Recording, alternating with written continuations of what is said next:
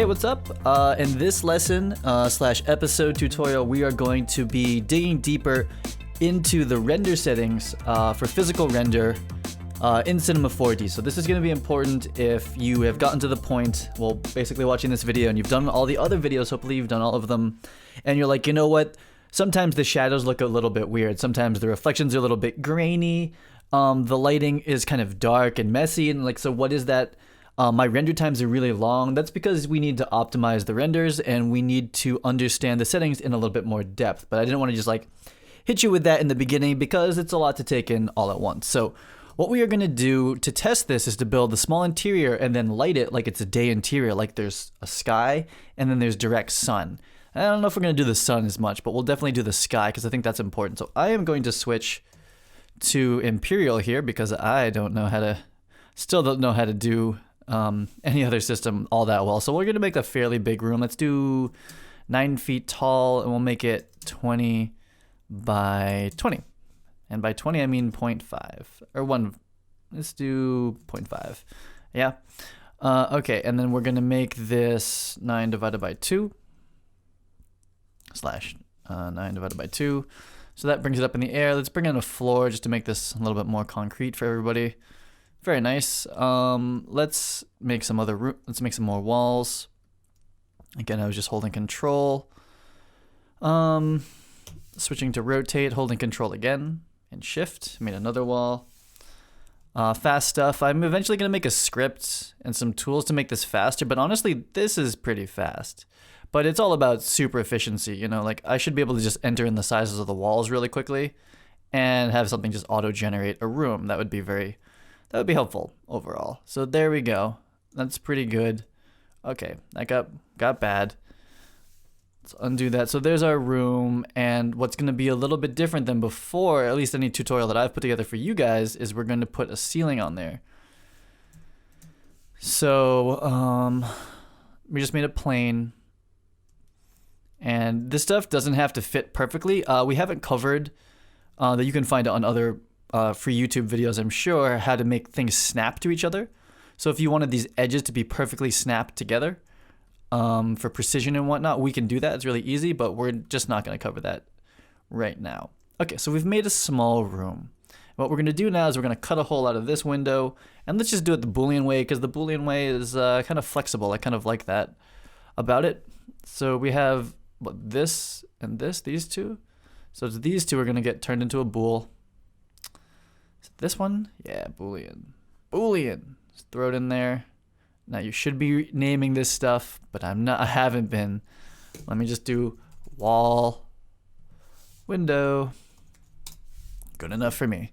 Okay, cool. So we're gonna take this window and we are going to let's make it a little bit smaller. Pretty big window, honestly. Kind of a gigantic window in a house. Maybe like that. Okay, so what we're gonna do is let's make the walls white real quick. Just drop this on everything. You know, I don't know if the floor should be, whatever, it's fine. Cool, that looks pretty good. So there's our little room. I'm gonna save this just cause I'll just put it on my desktop, which is super messy right now. Have not cleaned it up for this tutorial. Let's see. Let's call this room. Not a great name. You should have better names. So let's drop a camera in there real quick. Let's use the CDB camera because that's what we're doing here. A room like that small is gonna be a little sketch for a dolly, but I'll put a dolly in there anyway. Let's pop this open. This is good for people, even if you're just watching this fresh, like you've not gone through all the tutorials, this will start to give you an idea of what's going on. As far as how you set up Cine Designer overall, so it's not such a bad thing. We'll do 1920 by 1080, but then for render size, 540. Keep your renders small, guys. Even smaller, 360, that's fine. Keep them small. I think it goes without saying that the bigger the render, the bigger the image you're trying to render, the more work it is for the computer. So it gets slow. So keep it nice and small until you're ready to make a final render. In general. So I'm going to stick these all, except for the floor. These things are all going to go into a group or a null. So Alt-G and room, and that's just to organize it for ourselves up there. So we're gonna take our dolly, and let's throw it in the room. Now it's kind of hard to see what's going on, right? So maybe I should switch this to lines so I can see through. So we're gonna stick the dolly in the corner of the room here. I'm gonna rotate it like this. Sorry, I'm saying every 2 seconds. I'm kind of thinking, I guess. Sticking it in the corner for whatever reason. Let's pan this jam back towards the window. Like this. Cool.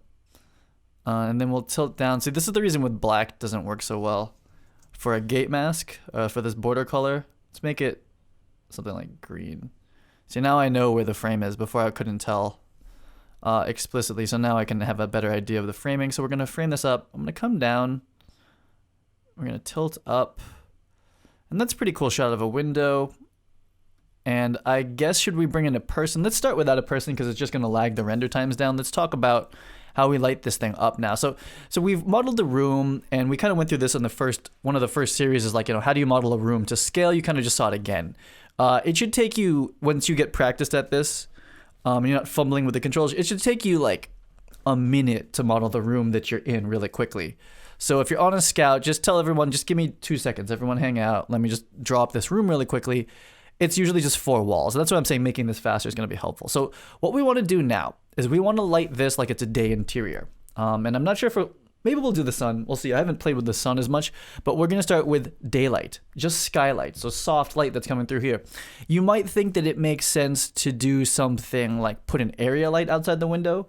But it's going to actually be better, in my opinion, to use the actual sky object. And that's going to help you understand this sky object when we go to do visualizing day exterior in general. So let's get into it with the sky object. I think we've used it before, but never really talked about it. So the sky object, I think I have environment off. Is that right? So, no, environment's on. Maybe it has to be under garage. Okay, so essentially the sky, can I zoom out on this thing? Will it show me? So the sky is essentially a big dome that goes over everything. Just like the sky kind of is in the real world. I mean, let's not get too deep into what the sky really is, but you can think of the sky as just like this big, being inside of like a sphere or something like that. It's essentially what's going on. And to deal, what we're going to do is we're going to assign the sky a color. So we're going to call it sky. And actually, instead of a color, we're going to go to luminance here, which we've never messed with luminance, but this is how you basically make things glow, like the space lights in the Kinos are luminance objects, more or less. So we've done that. So it's going to be glowing white at this point. So we're going to drag that onto sky, and now you can see the sky object as well out the window. So let's turn this one to use as render view, and let's hit Shift R and take a peek at what's going on. Okay, not much. So we're going to go to the render settings. We are going to switch to physical because this is going to be all about the physical renderer and the GI renderer. We'll turn both of those on. Don't mess with either settings. Actually, let's just make everything low. For Radiance Cache, low. Just keep it all low for now. And this episode's a lot about getting in there and looking at that. So we already have something that's kind of nice looking, honestly. I'm going to make this a little bit bigger as far as the render size, a little bit too small. But we have a white sky outside.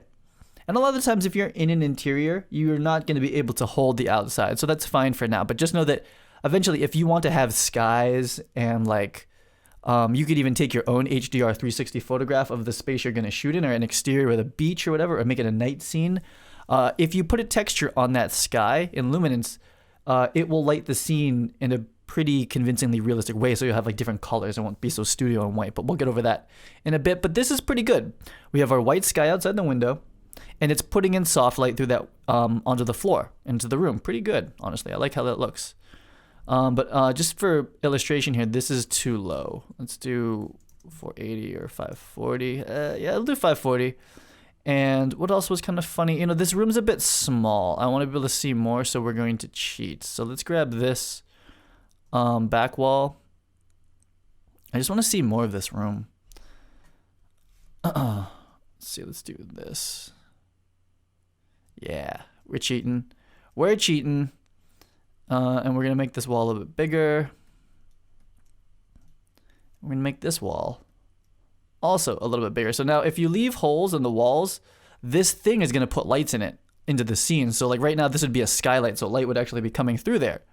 So it's pretty cool. If you use the sky object, it's going to put light out in all directions. So you have to like cap yourself into this room, which is a little bit more realistic. So let's try our new setup like this. I'm going to save, hit Shift R, look at our slightly bigger render here. And there you go. But what you'll see, and you've probably seen this before, it's like, oh, what's all this blotchy grossness down here? How do we get rid of that? We're going to look at that right now.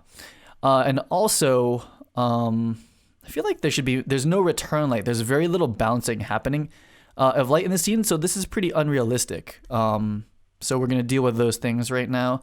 And what I wanted to say is that you kind of want the render times to be about, I would say, sub 20 seconds, depending on your machine.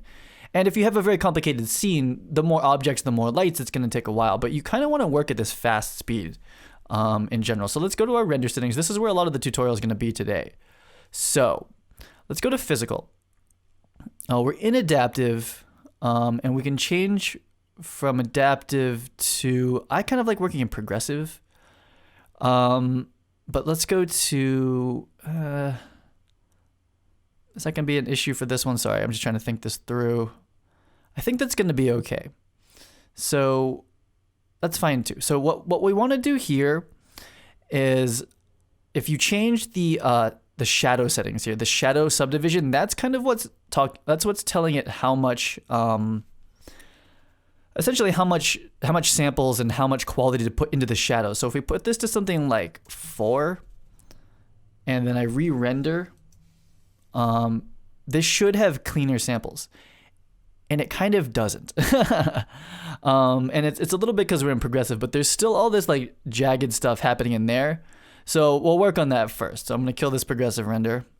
So let's keep going. And this is going to be in the GI settings.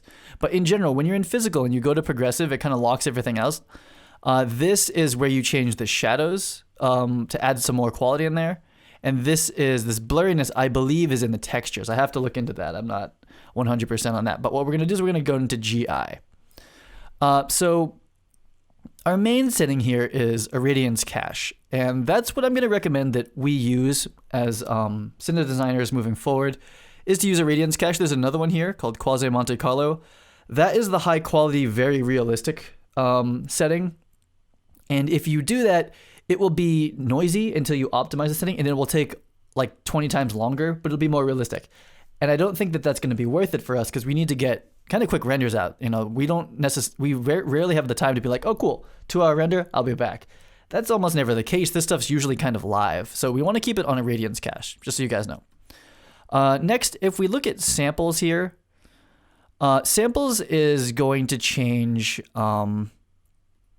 It's gonna also talk about like that blotchiness. So let's change the samples, the accuracy from low to high, or medium to high, right? So we're in high and we're in progressive. So let's hit Shift R. And I believe the splotchiness should start to get resolved. So it's still pretty splotchy to me. I wonder if I should switch out of progressive. I'm still learning the system, but this is what I have learned so far. So that's still not resolving the splotchiness. So let's end this for a second. And let's go up to here again. So we're in GI, and the sample count is high, and we're in irradiance cache. And what's this? Oh, okay. So that's a problem. So the next thing here is this density has to do with how many samples are calculated to figure out the bounce. So when we do low, that's not going to be very good. So we'll go back to medium on that one. We'll go back to general here, and this is on high. So that's going to be pretty good. Let's try this one more time, and then we're going to start talking about secondary bounces, which is what where a lot of the magic sauce happens for GI bouncing, because you'll see right now, like the GI, it doesn't feel very realistic just yet. Okay, so that's more or less where we're landing. This will start to resolve cleaner and cleaner. But just so that we know that those are the main settings that you need to start tweaking. But this is still a fairly dark scene, so let's cut this. So let's talk about our secondary bounces right now. This is the main thing that I've learned recently. I know that was not very convincing how to fix things, but those are the settings that you need to start tweaking. Oh, you know what? There's one other thing I should turn on. But so what we have now with the irradiance cache and the GI is that the light comes in from the sky, hits one object, and bounces up.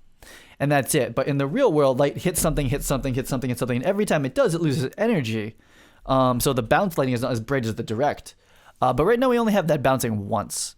So we want to actually turn on light mapping. That's what I'm going to try to recommend moving forward for now. You can do your own research, but as far as Unity as a community, as we're moving forward, I'd like to try to suggest just one setting and we all move forward. It's going to help me build the lights out correctly, and we're just going to try to stick to one standard as we move forward. Now, we'll be changing directions probably, kind of like how we've evolved to physical render using progressive, which is, I think, a really good way to do it. And now we're going to talk about these GI settings. And eventually what I'm going to try to build is a button that you just open up this and you click one button and it auto sets all this up for you, just so we're all using the same settings, so that so when people are like, oh, like this, the keynotes are not looking right, I want to just make sure that you have the right settings. I'm going to make that hopefully easy for you, likely in build 2 or 3, which should be coming out soonish. So we have light mapping, and what that's going to do is it's going to allow more bouncing of light, so more realistically. And what we're seeing here is that's how many bounces there are. And funny enough is that number doesn't really affect the speed, it affects the brightness. So it's kind of an interesting thing going on. So we have samples high. Smoothing is fine at 50, and the record density at 50 is also fine. So now that we have the secondary bounces on, let's see what happens in this scene. You'll see that it's calculating a bit more now, more bouncing. So I feel like that's a little dark. I think I'm going to make the sky a little bit brighter first of all. But okay, so right away, this is already looking more realistic because that back wall is not completely black, but there's still a lot of noise in the shadows. And I'm not sure because I've been progressive. Maybe I'll switch back to adaptive in a second. But that should start to resolve a little bit. But we'll see with the secondary bounces. There's just more light in that scene, and that's more realistic. And that's what you're going to need to do when you're doing interiors. You need to have that bouncing on, that secondary bounce, or it's not going to look very good. So let me just switch maybe back to physical here. And if I do adaptive, quality sample, medium, let's see how this looks. I typically like to work in progressive because I like to see like an immediate render. But for this one, and some of the people that I've been learning from, they said to do it in adaptive. So we'll look at adaptive. I'll leave it up to you what you want to do. I kind of like progressive. But let's check out the adaptive one for now. Let this render up. I have a slow computer, man. And the main thing that's going to make this faster is apparently your CPU and how many threads you have, how many cores you have. That's what's going to make this faster. It's not necessarily the GPU. This is not a GPU accelerated type renderer like Octane. Okay, so yeah, that was the way to go. So we're going to stop using progressive for a bit. I kind of use it for previewing, but clearly I changed this back to adaptive with those settings. And look how smooth this already looks, right? So it's hard to tell what's going on in this scene because there's no objects in it. So now, is this gonna crash? Let's bring in a person and let's see how bad this is. I wanted to keep this simple, but basically, like the more things you add to this, the more complex this is going to be for the computer to render, and it takes longer. But let's throw a person in there because it's all about rendering people. Okay, so we're gonna go back here, close this up. So use the person that you have. So let's bring her in and let's sidelight her, yeah? Let's go like this. Kind of blocking here. Is that gonna be terrible looking? I don't know. We'll find out. We will find out. And I'm gonna cheat a little bit and make the window a bit bigger because I just want like more light in here in general. So yeah, so if we look at this scene, if we go into here, you'll see that light's gonna come in through the window and it's gonna bounce all around the room, and she's gonna get lit essentially by these two back walls. So let's see how crazy this looks. And now I kind of know how bad the framing of this scene is, and that's the good thing about putting a person in it, is that like this looks really weird framing. It doesn't look very good. Even this doesn't make a ton of sense. But let's render this up with our new settings. It's going to be a second. I don't have a fast computer. And I do think that screen recording eats up CPU, so it makes me a little bit longer. But let's see how long this is with all those new settings in there. This looks like it's not going to be too bad. So let's just recap while this is rendering.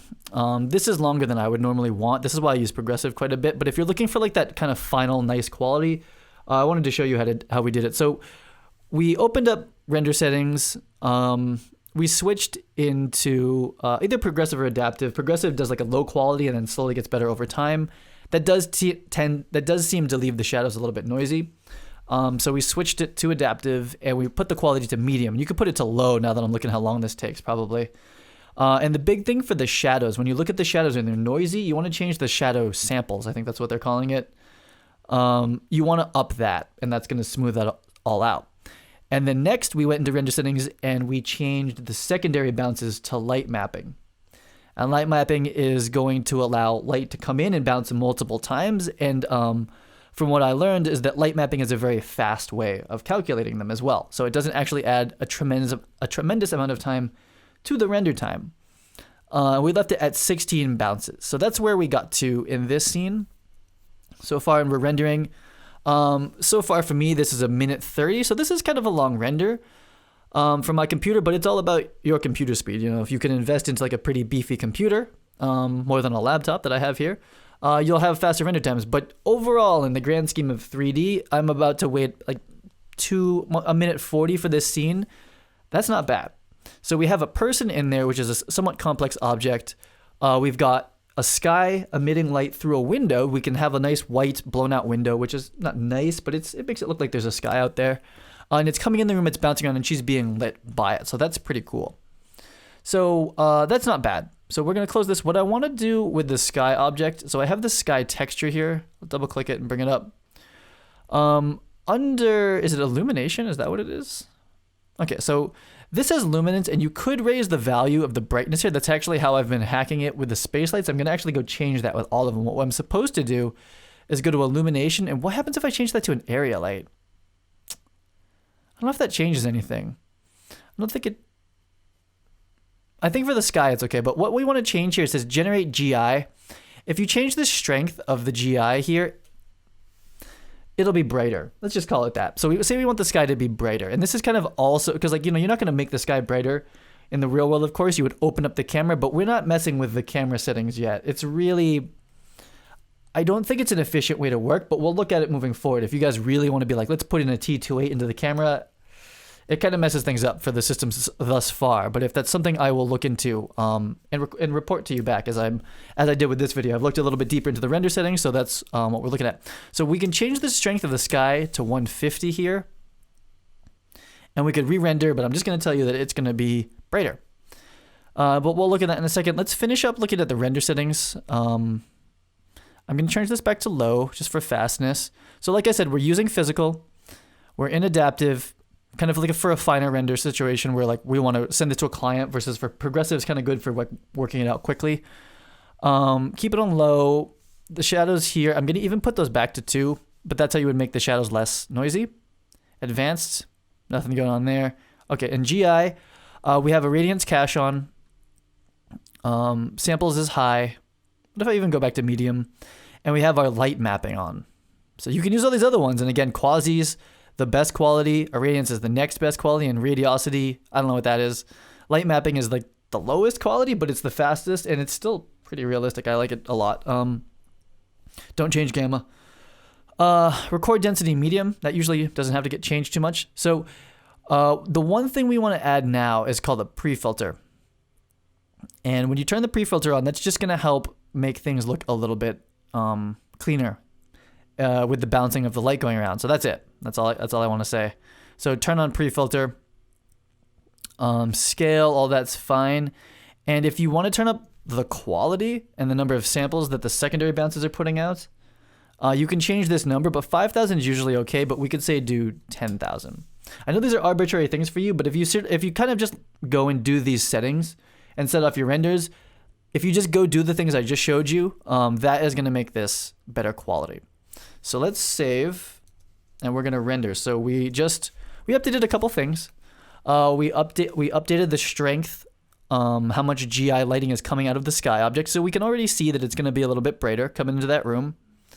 We went to the light mapping settings, and this is our secondary bounces. What we did is we turned on pre-filter, which pre-filter is going to help make the secondary bounces cleaner. It's gonna be less noisy and less artifacty. And artifacts are like kind of like randomly something's really dark and randomly something's really bright in the scene. Very computer artifact kind of compression looking thing. That's what's happening. So we clean that up by using pre-filter. So I can tell already this is a gorgeous render. let's let this finish up. So these are the settings you want to tweak if you want to get nice, clean lighting like this in a room where it's all bounced lighting. We have one sky object putting light into the room, and all the rest of the lighting is bounce. So that's pretty cool. That's pretty clean looking. Looking at all the shadows, looking at the noise and the secondary bounces and the seams. And the last thing I'm going to do, and I forget if I've showed this or not, we're going to turn on ambient occlusion. And I don't know anything about these settings. Uses sky environment, self-shadowing only, cache. Yeah, I don't know what any of those mean, but essentially what ambient occlusion is going to do for us, I'm going to up this for this final render while we say goodbye for this episode. Ambient occlusion is going to take, sorry for the pause here, I should have that memorized. Ambient occlusion is going to take this line here where two objects are meeting and on the floor and where things are close to each other like this. I don't know if you can see it. What happens is that there's a little contact drop shadow in the real world when objects are close together. And to achieve that, to have the computer calculate that is kind of expensive. But what the computer can do is fake it. So what the computer is going to do is it's going to find the things that are close together and it's going to fake this little drop contact shadow. So if you can picture like a robot that has a ton of little parts on it, to actually calculate that realistically, all those little shadows would be stupid expensive. But we have a fast, cheap way of calculating it, and it's called ambient occlusion. All you have to do is turn it on, and it's going to give you a little bit more realism. So we have things pretty cranked here. Let me just show you. Let's go over the settings one last time. I know this is maybe kind of boring, but physical. We have gone to adaptive, and we're in low. Well, we can go higher if we wanted to. I was actually happy with the shadows. And I'm happy with this overall. This is going to change like the sharpest, maybe medium. This might be a long render. But I'm just trying, I'd like to show you what a long render kind of looks like. Irradiance cache, light mapping, medium. Great. Irradiance cache, medium. Put that to 10,000. Great. Pre-filter. Pre-filter, very important. And AO is on. So if things are going to be slow, you have to start dumbing these things down. Like this, I have a feeling is actually going to make this suck. So I'm going to put it back to low. And you could raise this. And if you have a lot of shiny objects in your scene, you could raise blurriness. I think that's how that works. So let's hit Shift R, and this is going to be a somewhat bigger render. It's going to take longer, but this is the stuff I kind of want to show you and expose you to, is just how long these renders take.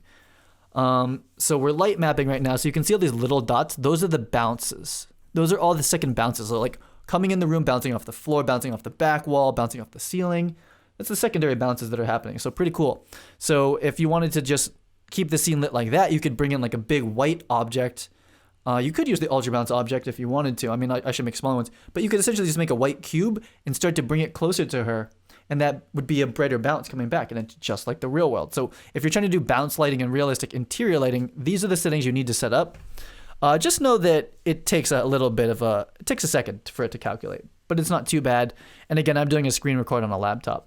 Whereas the people that I've been learning this from, they're using probably Mac Pros at the least, if not like, legit computers, and it's just going to be fast overall. So this is going to take me about a minute, probably about a minute 40 to render again. For most people's computers, this might take like, not most, but for someone using like a real computer, this might take like 20 seconds, and that's just the nature of computers. So this is not bad. Not bad at all for some nice window interior lighting. And maybe I'll add a sun to this scene because I think you guys would probably be interested in how that looks. So there's our kind of realistic interior lighting. Materials have a lot to do with this. This is just a white floor with no objects in it, so it doesn't look that real. As you add objects and couches and stuff like that into the scene, it will look more and more realistic. But that's how you get the lighting to be right. So it's really one sky object, close in the room, and you got this. So I'm pretty happy with that overall. Let's add some sun coming through the window and hitting the back wall like we would do in the real world or on set. So here's our little box room with our camera in it, with our person, with skylight coming in, so only the sky. So what we're going to use now is not even a cinematography database light. This is something they give you for free. It's built in. It's called an infinite light. And do I have lights off? I do. So this infinite light, okay, let's turn off environments because that white thing means it's kind of dark, it's kind of bright. So essentially an infinite light, where it is in the world, its position doesn't matter. All that matters is its orientation. So it's kind of like the sun. You can think of it like the sun. So what we can do is we're going to rotate it. And you see this line here? That's where it's pointing.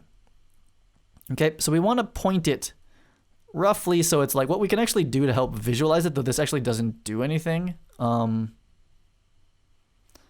do this. What you can kind of do is put it there. You won't see it. It doesn't matter its position, but it just helps you visualize like where it's going.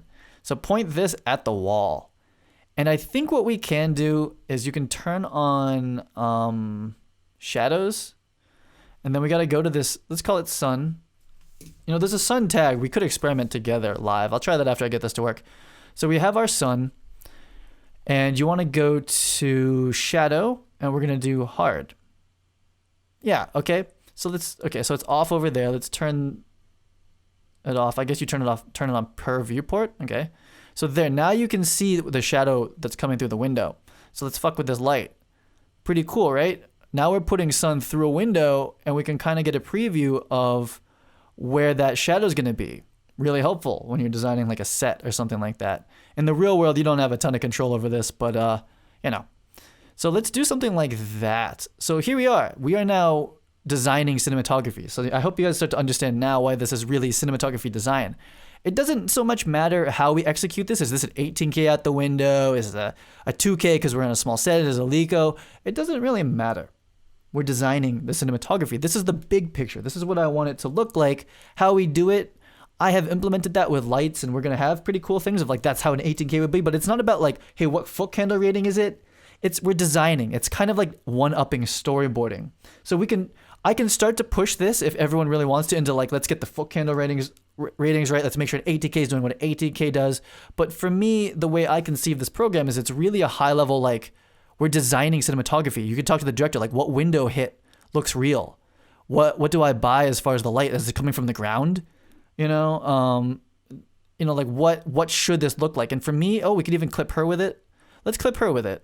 I'm going to move her a bit so she can get hit by the sunlight a little bit more. So we'll switch this to, I think this is getting long. Is this getting long? But I think this is going to be it's going to be pretty important for a lot of you guys is like, how do we do sunlight and interior lighting and get the render settings looking good? So that's something I wanted to spend the time to convey to you. I did a little bit of research to do it too, because I'm still relatively new to Cinema 4D, but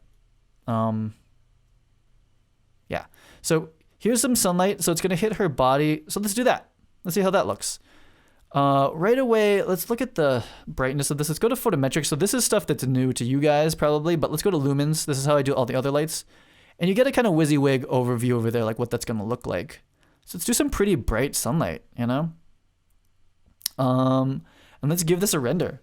So we're saving. So we brought in a direct infinite light, turned on the settings, turned on the shadows, and we're able to rotate it and look at the shadow that's going to actually come through the window. Really powerful. And you can do that with the 18K lights that I gave you or the 1Ks and turn on shadows. It's going to slow down the viewport a little bit. So maybe turn them back off, but then you can design the lighting coming through the window. It's designing. You can show the director what the light's going to look like coming through the window, what the pattern looks like. We've never been able to accurately tell someone before we get on set, built the set, put a light through it, what the light's going to look through. And it's going to inform, check this out. So why this is important is because if you go to our room object, you can now start to mess with the window. So let's move the window around. The window, based on the floor and the height, affects the shadow that can come through the room. See what I'm saying? Like this is stuff that we can really, like what if we make a really small window? This is the design part. So you're working with the production designer and everybody else now to help design what's actually happening, what the lighting is going to look like. So you're talking about the set, you're talking about the camera angles, you're talking about VFX, if there's a green screen behind there. We're designing at a high level what's going to happen on set, and we have a very nice way of looking at it. So I don't know what to say about how this is going to come out with the sun coming through. I feel like it's going to be a little bright. Looks okay. And I don't want to put this in a negative light, but a lot of people might be saying like, oh, well, like, how do I make sure that the ambient of the skylight versus the direct sunlight coming through are the right ratios? It's a long, long answer to talk about the color space of a camera, the color space of a computer, linear light versus, logarithmic light. Getting these things to match is difficult, and it's not ever going to actually match, really. We can get kind of close, but we're going to have to just decide as a community how close we want to get. And I hope that I've kind of accurately shown you in this tutorial series why I call this cinematography design. and it's for visualizing. It's not a recreation. It's like, oh, let me get a meter in there. It's like, oh, it's a T22. It's like not quite exactly what the point is here. So, but what I hope you don't feel cheated by that that statement. But I hope you understand that like this is really good for visualizing it. So we started by looking at the light that's very soft that comes through the room, and then we added the sunlight with the infinite object. And this, with the hard shadows, is a very good visualization of what this room would look like during the day. If you want to get the exact ratios right and stuff like that, the issue is that every camera has a different way of reading light, and then when you bake it down to ProRes or log C or whatever, and you bring it into the computer, there's another translation layer to get it into linear color space to be able to use it like a computer lights. And it's a problem, guys. I'm like, how many of you know what OCIO is?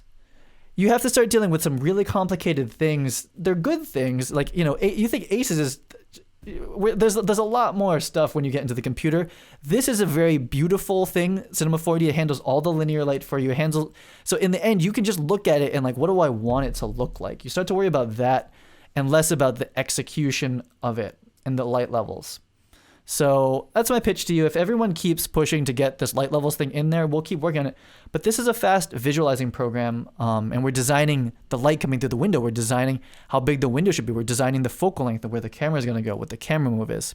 So that render took 1 minute, 16 seconds.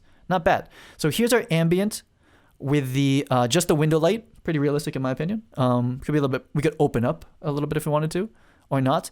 And then here is it with her scooted back with the direct sunlight coming through the room, and that hot sunlight's bouncing all around the room in a very clean way. And there's a little bit of shadows here, like I said, a little bit of artifacts. We can clean that up by raising certain settings. But overall, I like this. I like how this looks a lot. I'm gonna do one more. I'm gonna do a little bit more framing here, a little bit more composition.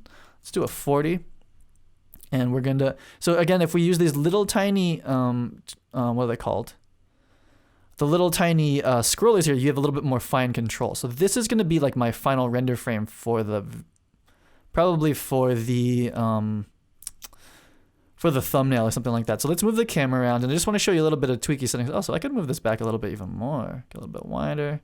So like this is how you move the camera in the real world, and this is the fun part for me. Is like, okay, now we can really start to block.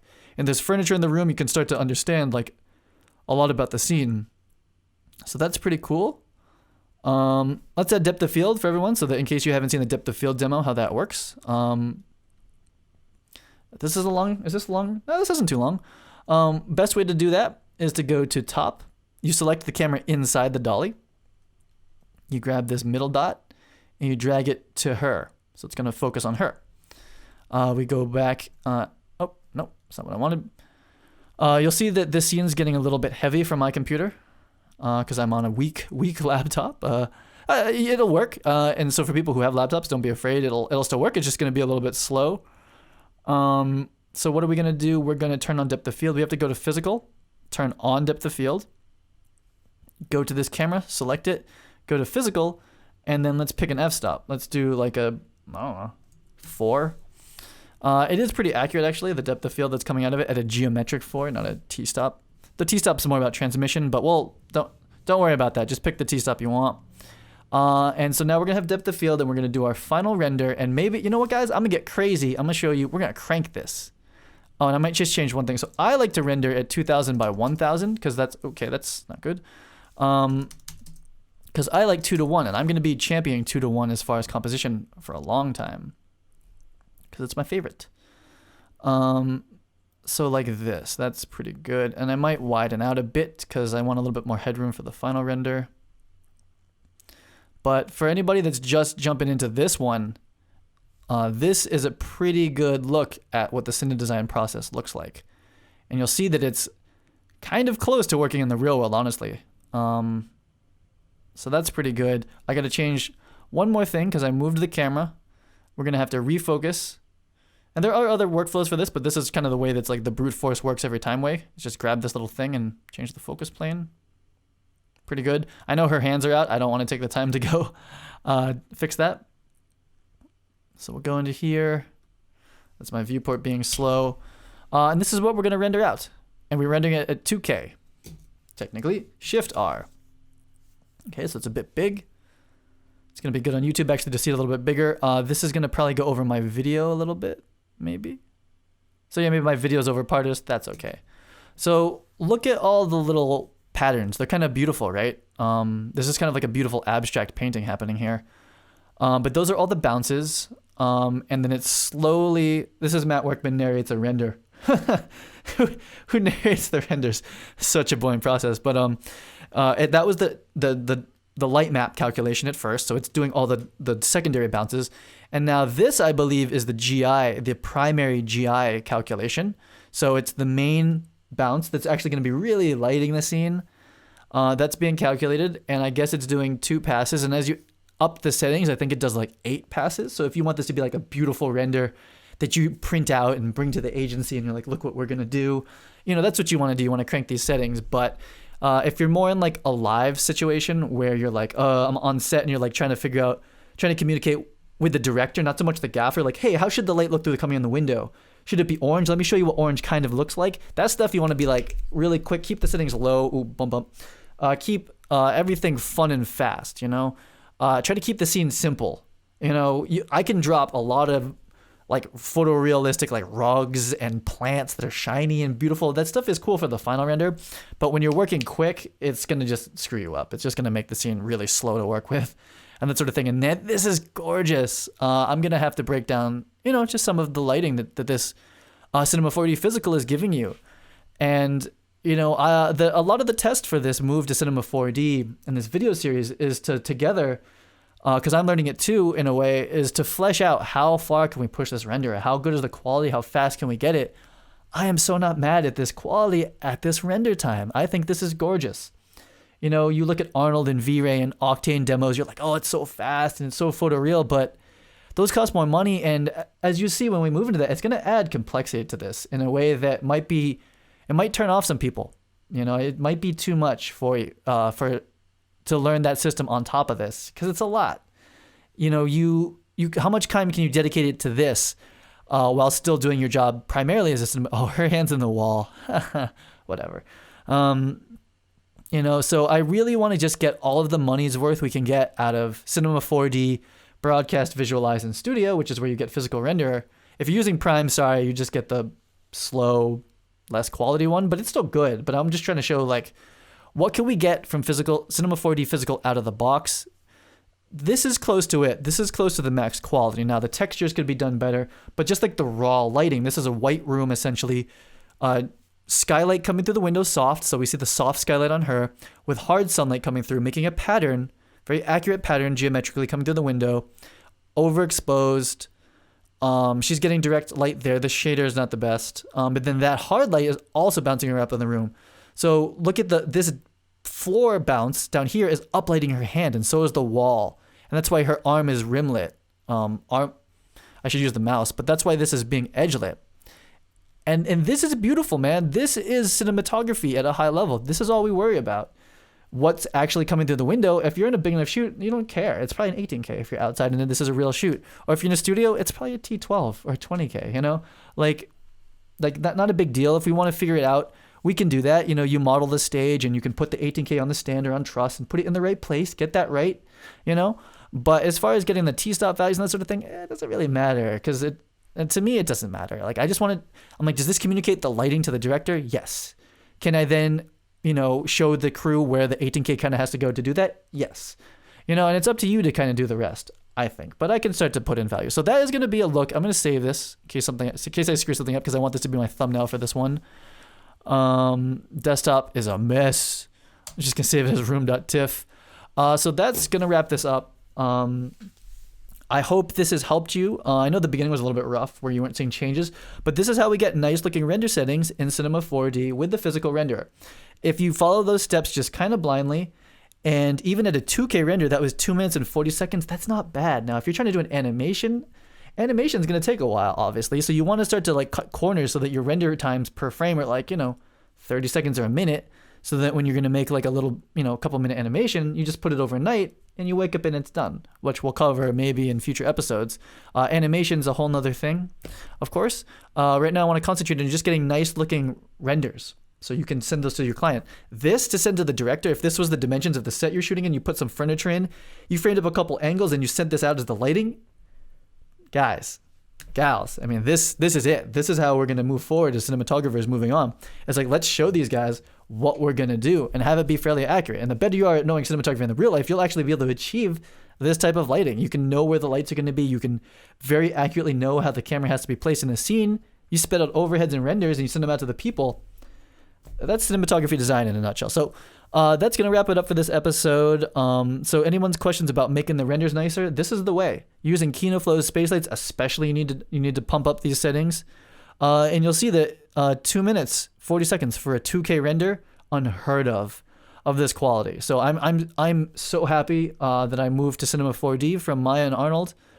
This is amazing quality for the render time and for the price point. If you thought Cinema 4D is expensive, a couple $1,000s is money, but like you'll start to see that as you get deeper into 3D, it could be a lot more. And I'm running off a MacBook Pro, so not a ridiculous investment. It's not a workstation, like a 10 grand workstation. We're talking about bringing this down to the not like pure consumer. This is still an expensive thing overall to get up and running, relative. But if you're a cinematographer or a film student, and this process looks attractive to you, you can get these renders. 2 minutes, 40 seconds with Cinema 4D. Cine Designer is going to help you keep it all within the bounds of reality, which is really important because you can get lost in like what's realistic, what's not, if you're not using Cine Designer, in my opinion, in 3D. And I'm super happy with it. So with this type of quality, that's probably what we're going to move forward with. I think we should all try to stick with the same render settings roughly. And I'm going to continue to build out the Cine Designer release 1. I'm going to add a bunch of more stuff to it. Send out the next build pretty soon. Maybe a couple more updates, something like that. First few months, all the updates I really want to get to everybody, and this training series also completely free. But then we're going to start talking about what R2 is going to look like, and how much deeper the system can really get. We've been just talking about the pure mechanics of it, and it's beautiful, right? I think you can do a lot with it, but there's a lot more that we can do at an even bigger level moving forward, as far as planning and integrating into visual effects workflows and that sort of thing. But please watch all the other videos if you're just catching this one for the first time to catch up to this part. And this is how we get nice looking renders. When I first started doing Cine Design, my renders looked terrible compared to this. I had to spend a lot of money on V-Ray and different programs to make it look like this. Cinema 4D out of the box with Cine Designer. Boom. Looks great. So I'll see you guys on the next episode. I know I was supposed to do cars a little bit deeper in this one, but I thought this is more important because this is more like everybody shoots scenes like this. Not that many people need 40 by 60s or 10 by 60 Fisher lights for cars. I was starting to realize how niche that really is. So I wanted to get down there and show you this. This is something you can use for an interview. You can use it for basically any shoot. So I wanted to break this down. That's sunlight, skylight coming through a window. That's how we visualize it. I'll check you guys on the next episode. Bye.